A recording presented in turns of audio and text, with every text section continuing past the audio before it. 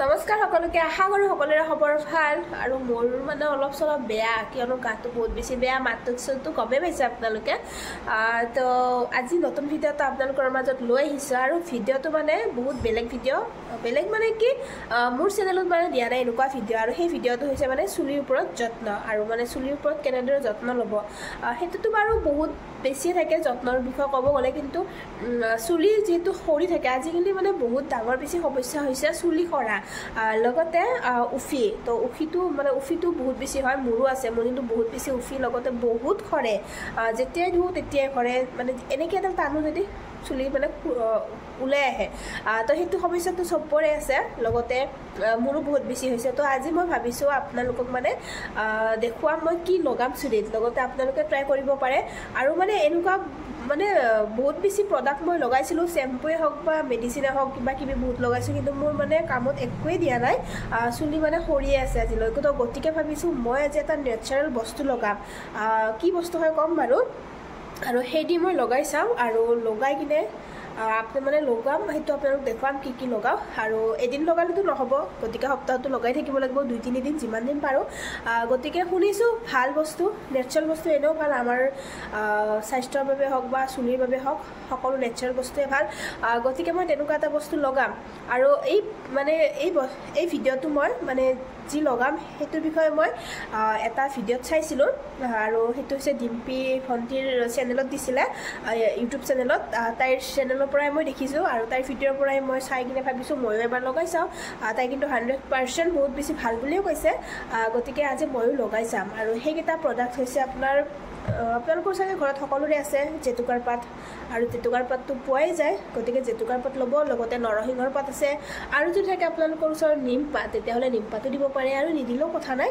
লগতে এল'ভেৰা আছে এল'ভেৰাও লগাব পাৰে আৰু সেনেদৰে অকণমান বস্তু মিক্স কৰি দিব লগাম তো বলকচোন ভিডিঅ'টো আৰম্ভ কৰোঁ তো শেষলৈকে চাই থাকিব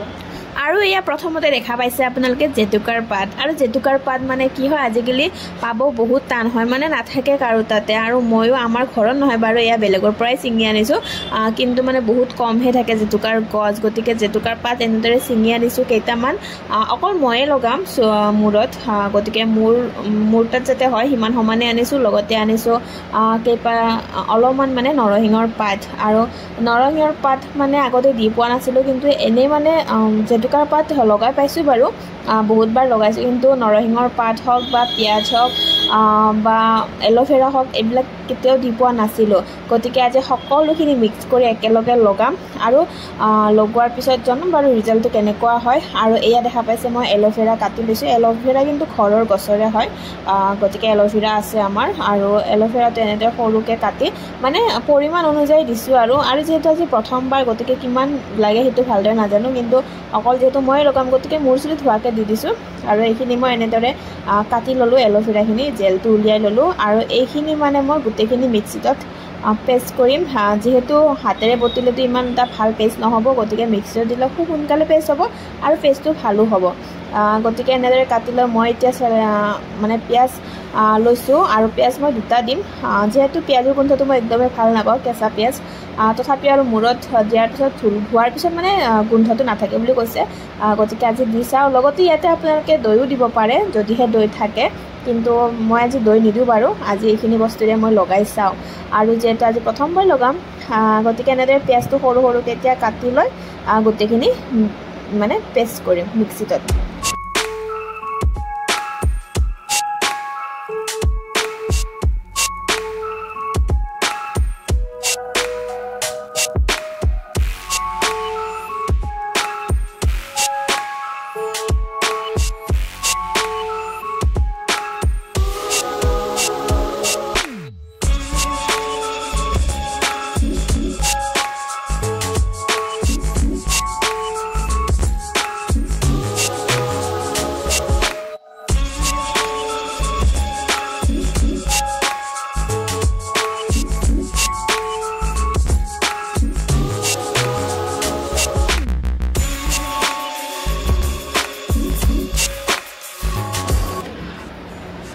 পেষ্ট হোৱাৰ পিছত এয়া মোৰ চুলিত লগোৱা ষ্টাৰ্ট দিলোঁ আৰু মই যিহেতু অকলে লগাব নোৱাৰোঁ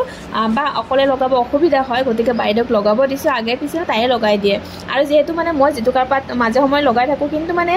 পিঁয়াজ বা এল'ভেৰা বা নৰসিংহৰ পাত এইবিলাক দি কিনে কেতিয়াও লগাই পোৱা নাছিলোঁ, গতিকে আজি প্ৰথমবাৰ। আৰু মোৰ চুলিটো দীঘল কাৰণে নিজে লগাব অকণমান অসুবিধা হয়, আৰু পেষ্টখিনিও মানে কম হ'ব যেন লাগিছে, যিহেতু মোৰ চুলিখিনি দীঘল। লগতে